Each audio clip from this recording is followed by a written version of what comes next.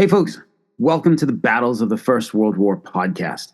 Joining us on the podcast this afternoon is Richard Sherman, author of Never Home, Remembering the Military Heroes Who Never Returned. From the book's website, neverhomeheroes.com, we can learn about Richard's background. In 2017, professional photographer and Navy veteran Richard Sherman embarked on a journey to visit and photograph all 23 American overseas World War I and World War II cemeteries. After 6 years and 8 trips to 3 continents, he published Never Home, Remembering the Military Heroes Who Never Returned. The book features dramatic imagery of all 23 cemeteries, from Normandy to Manila, and more than 50 biographies of individuals who, even in death, have never made it home. His company, Richard Sherman Photography, has operated as a certified, veteran-owned small business for the last 13 years. His artwork has been purchased by more than 30 VA medical centers, as well as dozens of private healthcare facilities, hospitality firms, and corporations. Richard is a former Wall Street analyst and was a partner at 2 boutique financial services firms. He holds an MBA from Georgetown University, a BA from Lehigh University, as well as certificates in videography and professional photography from the New York Institute of Photography. He is fluent in Spanish and speaks conversational French. Richard is a former Navy officer and Gulf War veteran and is a member of several organizations, including the VFW and the American Legion. Folks, Never Home is a beautiful book, and the journey inside it is one of deep gratitude and love for those Americans who made the highest sacrifice for their country and their comrades in arms. I'm really looking forward to this discussion. So, Richard, if I may, first, thank you for your service, sir. And thank you, sir. Welcome to the podcast. Thank you for the warm introduction, and it's great to be with you. I know we've had a chance to chat a few times here, and I'm really looking forward to this conversation as well. Yeah, so I know that introduction is probably pretty bare bones. Can you tell us a bit more about yourself? No, that was actually a really great introduction. I appreciate that. I guess I would say, I'm left brain and right brain person, right? How does a guy go from working on Wall Street as a partner to being a creative in the photography field? I'm kind of equally left brain and right brained, and I really enjoyed digging into the history and digging into the personal histories of the individuals that we'll talk about momentarily in Never Home Heroes. It's been, as you mentioned, a 6-year journey. And, actually the idea, the actual planning started 7 years ago, and it's been an incredible journey of gratitude. You go there and you want to express your gratitude to those who gave everything, gave the full measure. And yet somehow you publish a book and somehow you think, well, I'm going to be sharing these things and these experiences with others. But there's something very deep in this experience, a very rewarding experience to go and visit these cemeteries and write this book, in that it's added immeasurably to my life. It's given meaning to my life and giving meaning to my work in a way that I never imagined when I started out. Awesome. So you yourself, of course, like we mentioned, former Navy officer, you come from a family with a history of military service. How did that inform your idea for the book? And what about that conversation with that Ukrainian cab driver in Canada, inspired you? Sure.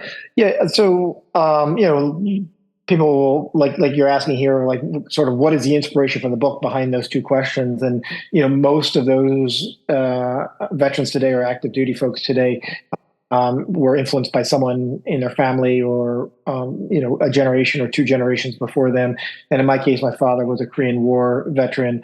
His brother was a bit older, served in World War II as a radioman on a destroyer. My godfather, my uncle on my mom's side, was a Vietnam veteran of the Navy, serving aboard the John F. Kennedy aircraft carrier. And so there was lots of conversations and lots of teasing and other things that go back and forth among the family. But it always was, my dad had a great love for the for the Navy, despite certain experiences that were obviously not warm or happy experiences for him. But I think I learned more about what it meant to my father over time as I became older, and being part of something like. The armed services really, being part of something that you believe in the mission, you believe in working for something that's bigger than yourself really is really the key, I think, to being content or being happy in your life. And so, being around the table and listening to the stories, it started very early for me to think about joining the military. In college, as you mentioned, Lehigh University, two of my roommates, one was an ROTC for the Air Force, the other one was an ROTC for the Army. So there was lots of conversations about that. And I decided to raise my hand my senior year of college and went to Officer Candidate School after graduation. And of course, with the military experience, we very early on learn about those who have gone before us and their heroism and their valor and their courage. And so that's always in our minds, I think, as active duty or veterans, those experiences of those who've gone before us are brought into our minds very, very early in the indoctrination, in the boot camp experience, whatever you want to call it. But so I enjoyed my active duty experience, spent some time in the reserves, and then let's see, that was the first Gulf War. So we fast forward to 2007 to answer your second question. Is there's as veterans, we think about those who are in harm's way today. As we're sitting here comfortably on a Saturday afternoon. Right now, we're recording in September. I know this will be probably broadcast in November, but we're in our comfortable environments and our safe environments. There are folks in harm's way at this very moment, and so those things are on our minds, I think, and never very far from our thoughts. And in 2007, I was working a financial services job and went up to Vancouver for a conference, and it's a long trip, and got into the cab and met the cab driver. I like to chat with cab drivers, and learned very quickly that the cab driver was a Ukrainian World War II veteran. So he was, like, I would suppose, early 80s at that time, but really a fascinating guy. He kept looking back as our conversation. I'll never forget looking at me in the rearview mirror, and I could see his face, and he had these blue eyes, like the color of glacier blue. And we had this amazing conversation. And, he expressed to me his incredible gratitude for the American GIs in World War II. Here he was, a Ukrainian soldier in a very horrific situation, a tremendous fight in front of him against the Nazi war machine. And behind him, the Red Army, which, as we see today, there's quite a difference between being Ukrainian and being Russian. Right. And, he expressed it was very difficult with the beatings, and heaven forbid you should turn around. The best thing that could happen would be to be beaten, if not shot. And so it was a very difficult period for the Ukrainian soldiers, fighting for their survival against maybe two very dangerous groupings of military combatants. And he was stunned. He was overwhelmed, really, that this is today we have history. We have the luxury of history, and we can analyze the wars and the decisions made in Dunkirk and in World War II, or the Italian campaign, or the Meuse-Argonne offensive. We can do that with the luxury of time. But here he was, as a World War II soldier, fighting in his own country, and it wasn't.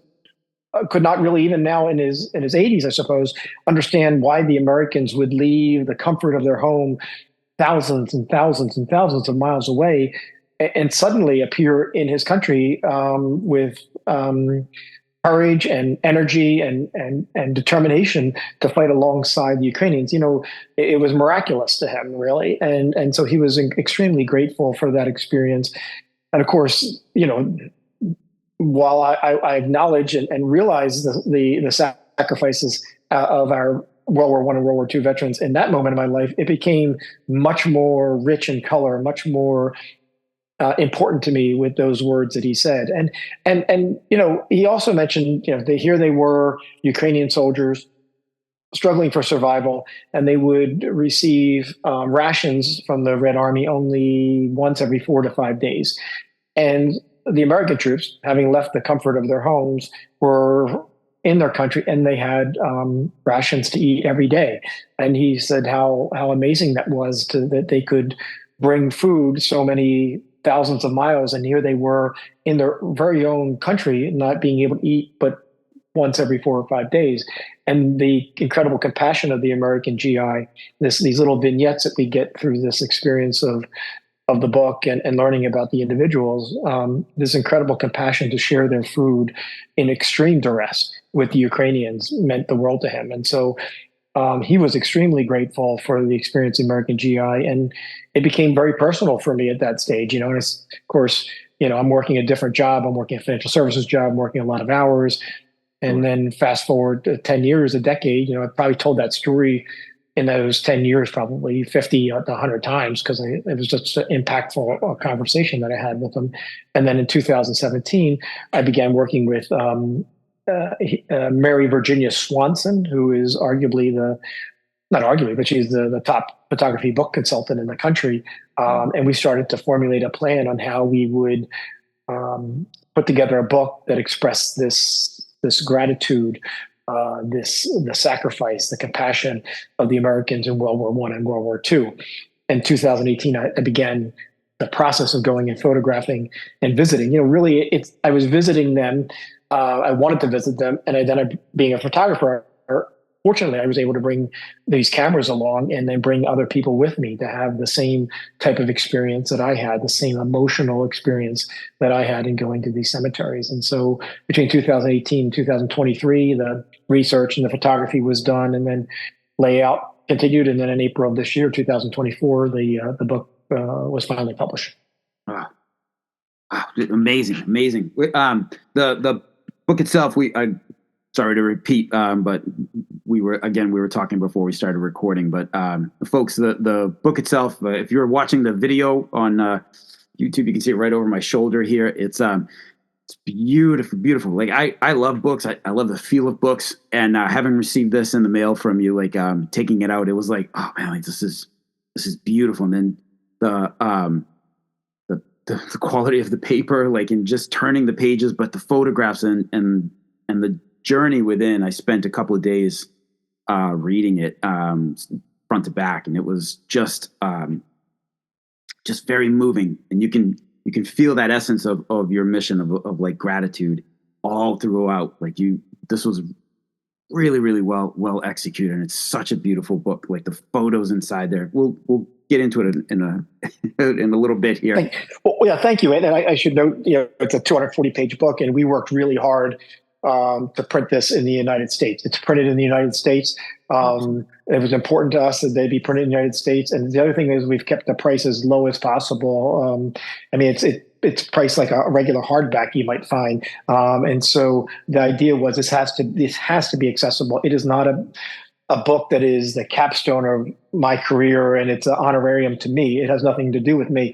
It has to do everything with the individuals who sacrificed everything. And so it was quite a challenge to do that, the kind of the business challenge of that, but we were able to do it, and we're very happy with how it turned out. In your own life, like when did you first visit an American military cemetery, and what did that feel like to you? I guess I went to graduate school, as you mentioned, at Georgetown, and so I lived across the street from Arlington National Cemetery. Yep. I suppose I went to Arlington I know I went to Arlington as a young boy. I think I was 8 years old. My parents we lived in the Philadelphia area. It's very common to do the trip to see the Capitol and the memorials in Washington, D.C. So I can't say that I remember that experience, but I can remember that we went there, right? And so living, I guess at this stage is after the active duty Navy. I'm in the reserves, and I'm living across the street from Arlington National Cemetery. I went there a bunch of times. And in fact, the adjacent Army base there is, being a reservist, we'd work out there. My wife and I would work out there all the time. So, Arlington was the first one, and went there many, many times over the course of 2 years or so.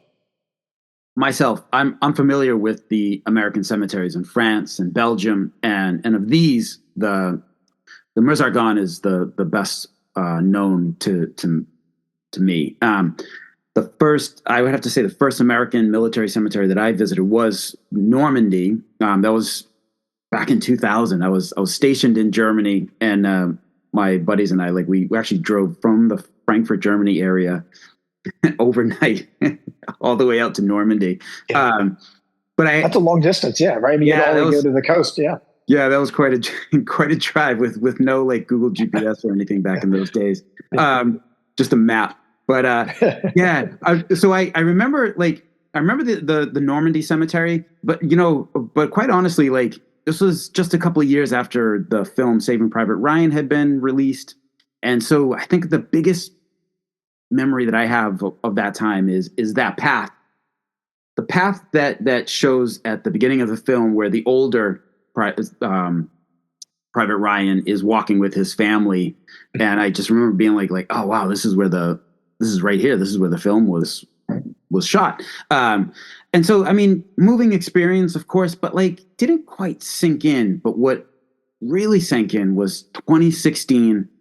I visited the Meuse area for the 100th anniversary of the Battle of Verdun. I'm there with my son. It's February, and so we still call this day our America Day. We visited as many American sites as we could. It was a rainy, cold February day, raw, misty, but I still remember driving through the village of Romagna, and we drive through, and we come up and turn the corner, and there is like the precision cut grass, and then the two eagles of the Meuse-Argonne cemetery, like right at the entrance. And I just remember like being stunned and being like, wow, I've never seen anything like this. And then driving onto the grounds of the cemetery and seeing the almost endless field of white crosses to your right as you're driving in, and just walking amongst them, walking up to the chapel and the loggias, and looking at the names. And I will never forget that day and being moved. And just as you said, like, once you're there, like it's in your bones. Like I feel like I also said before we started recording, like you just feel the need to be there every time you go back, and if you don't have a plan to go back, you do start quickly making one of like, I want to go back there. I want to be back there with those guys. I know you've had similar feelings. So like, what's it like traveling year after year to visit these cemeteries in Europe and the Pacific, of which I have no experience? Well, it becomes, as you and I were talking about before we started, it becomes part of your life, right? And we both shared, for your listeners, we both shared this same feeling, is like, we're planning, when's our next trip to go back and visit a cemetery, right? It's in your mind. So caveat emptor, if you haven't been to a cemetery, please go. But be warned, because it's not going to leave you, right? That experience will not leave you. It will be part of you, and you'll think about it, and you'll want to go back, and you'll think about visiting other ones.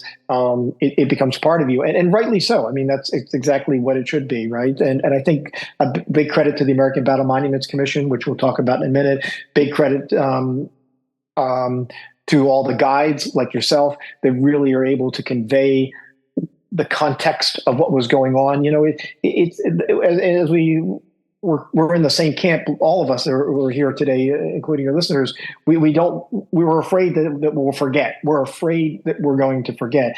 And, for our younger generation, right? World War One, even World War Two, is that kind of that fuzzy era where it's just kind of over the horizon of realism for them, right? It could be the Middle Ages, it could be the Roman Empire, it could be World War One. It just seems like some time in the past, and they get through their history class, except for those that are really passionate about it. They get through and they get a couple of quotes, and they know who wins and loses, and maybe some generals' names. But after that, it's on to other things in their lives. And I think that the fear for us is that I mean, this is 100 years ago. It's it's recent history. It's not the Middle Ages. It's not the Dark Ages. It's recent history and it's real lives, and that's what the book really is about.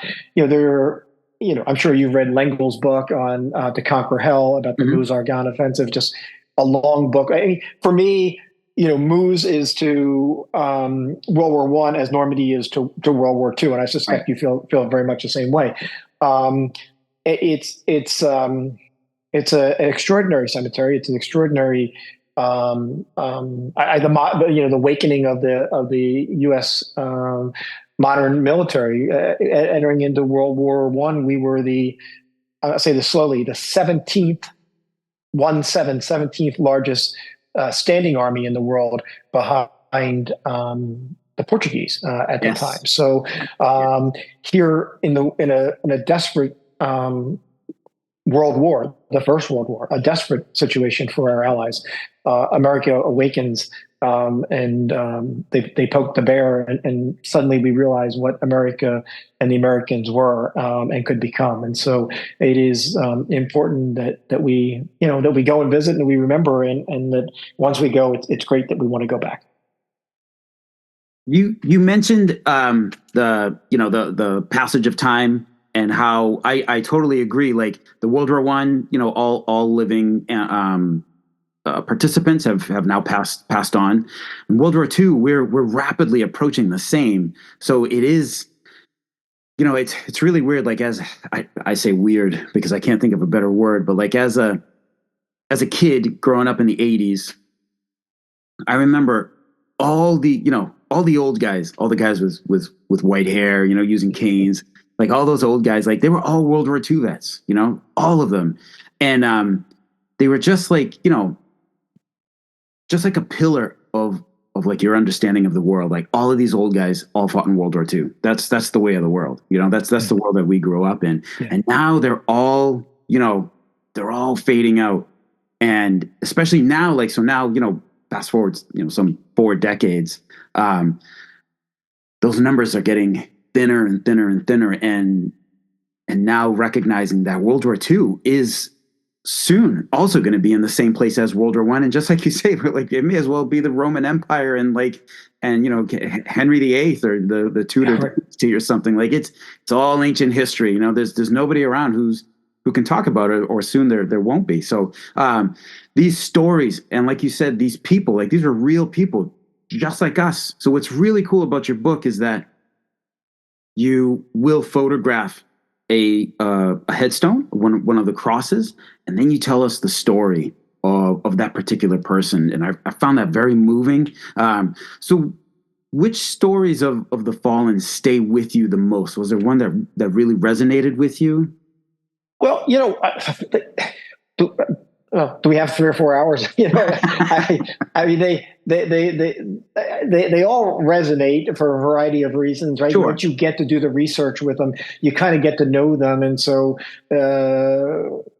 they kind of become part of you, right, or part of your friends group, if you will, right? And while I know very little about them, I worked hard to get to know something about them. Um, so there are, for example, world. You mentioned Verdun, you know, I don't think most Americans realize the bloodshed at Verdun, right, between February and say July of 1916. 200,000 casualties on the French side, 200,000 casualties on the German side, and really by October, no land had changed hands. I mean, it's just a killing field. It's extraordinary, sad experience. But I mean, we could talk about various stories. Reuben Rivers, World War II African American fellow, served under Patton, received his family received his Medal of Honor.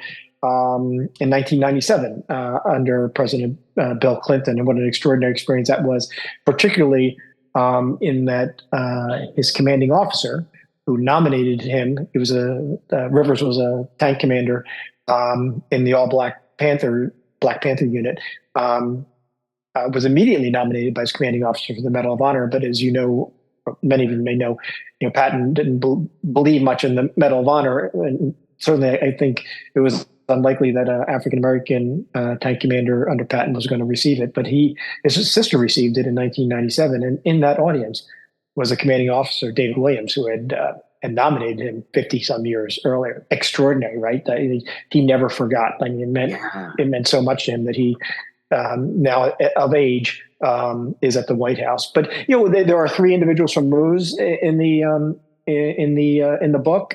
Yes. You could fill the book, several books up just with the stories from Moose Argonne. William Saulson. I'm lived, in New Jersey for 20 some years. Saulson was a cab driver or chauffeur driver before the war in Newark, New Jersey, and deploys as a supply sergeant, and he ultimately receives a Medal of Honor. He's killed at the age of 23, and he's killed not as we think about in many of our Medal of Honor recipients, and incredible acts of violence, but incredible acts of compassion and trying to aid one of his fellow soldiers and bringing relief and water to him back and forth over the grounds to try to save this guy, and is killed, and he's interred in Moose Argonne. So that's one of them. He's a Medal of Honor recipient. Another one is Matej Kokak from Hungary. He was a 36-year-old sergeant from the Marine Corps, one of 8 Marines to receive the Medal of Honor in World War I. Kokak actually received 2 Medals of Honor. At that time, the Medal of Honor, there was an Army Medal of Honor and a Navy Medal of Honor. And so, serving with the Army units, he received essentially 2 medals. Well, his family received 2 Medals of Honor. And of course, now we just have a single Medal of Honor, not one in each of the different services. But he was killed storming. Incredibly, I think it was at least his 3rd documented machine gun nest. And was ultimately killed by machine gun fire and received the Medal of Honor for his heroism and courage. And of course, is interred there at Moose Argonne, where there are a number of Marines. It's kind of sad coming from the blue side as a Navy guy and having served with the Marine Corps. There aren't a lot of Marines or Navy that are actually interred in our 23 World War I and World War II cemeteries. Because many of them, particularly in the Pacific campaign, which you referred to, are lost to the seas or lost to the beaches somewhere where bodies are never recovered. And so Kokak was a Marine and is, as I mentioned, one of 8 to have received the Medal of Honor, and his body lays at Moose Argonne. So that's another another story. And there's not many the individuals who received 2 Medals of Honor, but an immigrant from Hungary and on to the Marine Corps, and incredible courage and determination. It's just a couple of the Medal of Honor recipients that are laid to rest at Moose Argonne. This brings up a question. So, kind of pivoting over to the Pacific really quick. For those service members like lost at sea, how are they honored in like the cemeteries in the Pacific? Yeah. So we just have the Manila American Cemetery from World War II over in Manila in the Philippines, and it is an extraordinary cemetery. You would again, words are tough you would appreciate the experience of going there. It's on beautiful rolling hills right in the city, and it goes on, sadly, covers a lot of area. I think by footprint, just a little bit smaller than Normandy, but with the rolling hills, it looks larger. And so I don't know, 140 some acres. I don't remember the exact number, but it's a beautiful cemetery. And sadly, to answer your question, those who are lost are listed on the walls.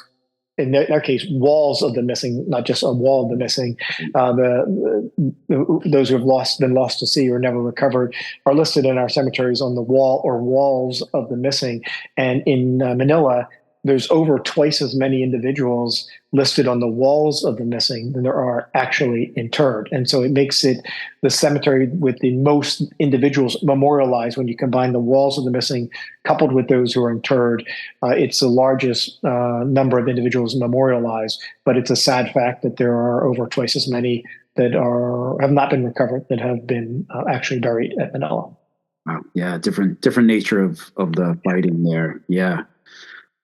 In your project and in your travels and everything, what sort of assistance, if any, or guidance did you receive from like U.S. government agencies? Principally, I'm thinking of the ABMC, American Battle Monuments Commission. Also, any assistance or guidance from locals, like within the areas of the cemeteries?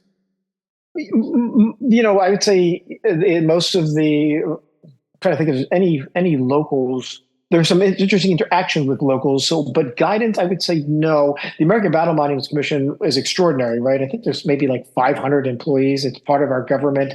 Last year, 2023, it celebrated its 100th anniversary. It started out in 1923 under John Pershing, who was, of course, the head of the American Expeditionary Force in World War I, and the right guy to take over this newly established agency. In the 30s, it started to take over the cemeteries, but it started out with just building monuments and maintaining monuments. But today, I think, like I said, about 500 people or so. I think 80%, roughly 80% are foreign nationals. And so you've been to Moose, you've been to Waz, you've been to the various cemeteries. You see many of the locals that are there taking incredible care of these headstones and these beautiful grounds. I challenge anyone to find a piece of trash or a cigarette butt or plastic or anything on these grounds, and they do a magnificent job. And they were great to work with. They were very accommodating to me. They were helpful with some background information. They were helpful in putting me in touch with the superintendents so I could coordinate my visits. Of course, being a photographer by myself, I didn't tread, at least according to me, I didn't tread heavily. It's not as though I came in with a film crew and drones and all kinds of stuff like that. But still, it's important because there has to be access to everybody and it has to be open to everybody. So they were incredibly supportive in helping me get to the cemeteries and being able to photograph, and the superintendents and their teams were pivotal in getting me some information on locations of cemeteries. And so I should say a bit about the book is that the individuals, the 54 biographies that are in the book, obviously we've talked about, Matesh Kokak and artillerymen and infantrymen and, fighter pilots and the like. That's very known to anyone who thinks about the military. And yet I included in the book a number of jobs or occupations in the military that could be relatable, I guess I would say, to those who maybe don't come from a military background. So nurses, which were incredible stories of the nurses in here that, particularly in World War I, went ahead by a year or more of the American Expeditionary Force to help our British and French allies during World War I. So there's doctors, there's chaplains, ambulance drivers, there's members of the OSS, which was the predecessor of the CIA, by all rights, spec ops guys that would parachute in behind enemy lines to foment, gather intelligence and foment, cause havoc, I guess I should say, behind the enemy lines. So there's a number of jobs that maybe we don't think of immediately, but they're important so we could relate to the individuals, even for those who maybe didn't serve. And so the American Battle Monuments Commission were very helpful in telling me, obviously locations and sharing some background information, sometimes photos, sometimes brief histories or places where I can go to get more research. I can't say enough good things about the folks from the American Battle Monuments Commission. They're wonderful. And in fact, you earlier spoke about like the sense of mission, and that is a theme that comes up with the ABMC folks all the time. Like when you speak with them, when you speak with the superintendents, and I'm gonna give shout outs here to Bruce Malone of the American Meuse-Argonne Cemetery, who is just a wonderful guy. Joe Alato of the San Miguel Cemetery, and then Steve and his assistant Stefan of the Psalm American Cemetery out in Bonny. It's funny, finishing with Steve out at the Psalm Cemetery. He actually brought it up, and he's not the only one, but like he says, like, you know what, like working here, you know, and I'm paraphrasing, but like working here is I always know my mission. It's these guys. It's these guys all the time. And if I'm ever like, if I feel stressed or caught up in the day-to-day work stuff, like I take a walk through the cemetery, and I instantly like remember why I'm here and what we're doing and why we're doing it. Joe and Bruce, like they've also spoken in similar terms, and it's just always so moving to be like, to hear that and to just feel like how committed they are to preserving the memory of these guys and honoring them. And it's just always very, very moving, really moving. So, yeah, I think it's contagious, right? I mean, Bruce has been there for a long time at Moose, and you can feel the passion when you talk to them. I mean, it is contagious for sure. I think now that I talked about how I first visited the Meuse-Argonne Cemetery, in your book, your photos of the Normandy Cemetery, and you visited there on a foggy day, and that also, like, that was kind of like my favorite part of your book, those photos. God, those are ones that really stuck with me. So is there one cemetery or any one visit that sticks with you, like while you were out doing the work for this book? How much time do you have? No, yeah, right, exactly. 4 hours. Well, right, and thanks for the kind words on Normandy. Normandy and Netherlands, I visited twice, and so right. I mean, it's Normandy, and so photography is a great passion for me and a great hobby for many people. But you know, when you talk to people about, say, hey, I went to Moose, or I went to Normandy, I went to Somme, or whatever, and you ask them what that experience was like, they usually struggle for words because we don't really have words to describe that experience. And so that's where photography and videography really come in. They fill in where we don't have words for it. You know, you can't, you know, being at the Normandy for the 75th and photographing that. First time I visited was 2018 on that first trip over Memorial Day, and then again for the 75th. You know, that was 2019, of course. But you know, that's an unforgettable experience, and you know, standing there and touching and shaking hands of the World War II veterans. And there's a 2-page spread in the book that I'm particularly pleased with how it turned out, where I quickly put together a panoramic image. I took a series of, I think it was 5 or 7 images, as all the veterans from World War II were lined up in their chairs, their mobile chairs, and was able to get all of them across a 2-page spread. And so that, to me, you know, it's hard to concentrate sometimes, right? Because like this is like a moment in your life that you want to live, but here you are kind of working hard, trying to memorialize, trying to capture it for others. And so it was challenging just to keep my focus on that. You know, you mentioned the Somme. The Somme is the first cemetery I visited on a Memorial Day weekend. Did a lot of driving that weekend in 2018.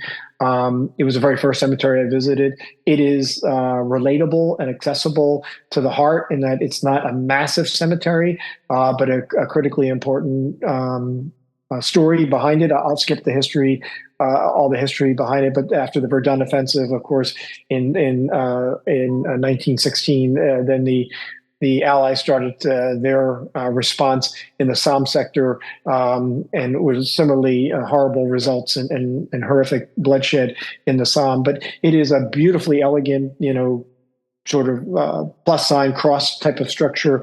It's in among rolling farms and beautiful towns, little tiny towns that you have to drive through. But it's very rural compared to many of the other places, say, for instance, Suresnes, right in Paris. Right. It's a very different feeling to go to the summer. And so it was a great first experience for me for a lot of reasons. You know, one, the tenor or the cadence of the project, the importance of the project was set there.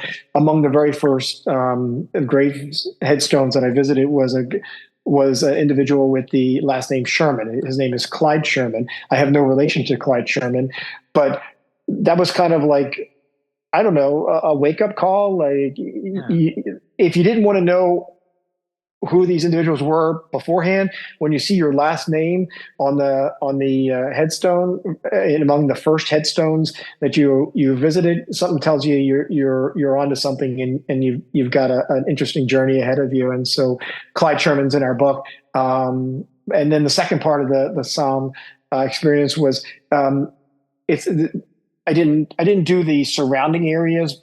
In my presentations, when I do presentations to organizations, I show this picture, but there's a little hill, and I never pronounce it right. I think it's Bonnet, the little town up on the hill behind the Psalm.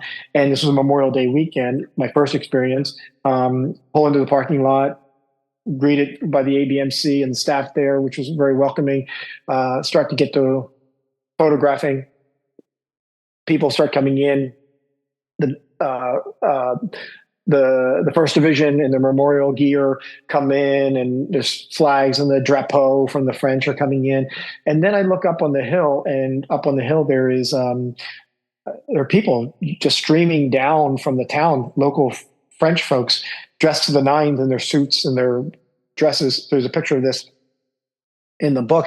You see the ladies in their beautiful dresses and the men in their suits coming down to pay respects over Memorial Day to our fallen in the Psalm. And again, you think you know stuff when you start, and you think you know where you're going.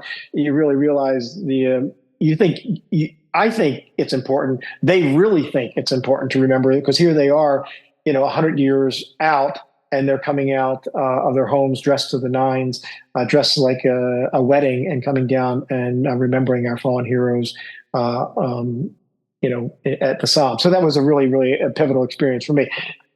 I know we have a limited amount of time. We can talk about all of them, but sure. I think the Psalm put me on a very important cadence for the rest of the book. Wow.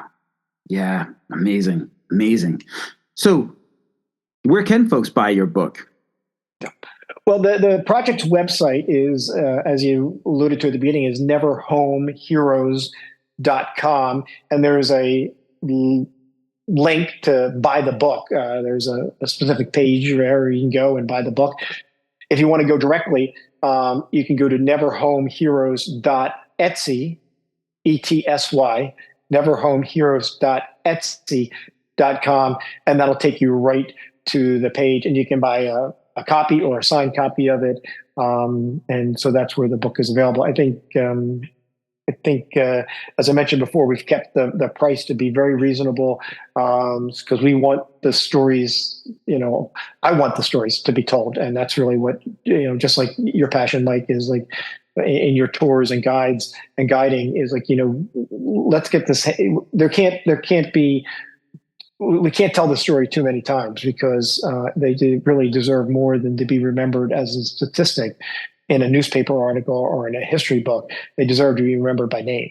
And I will say, you talked about Moose.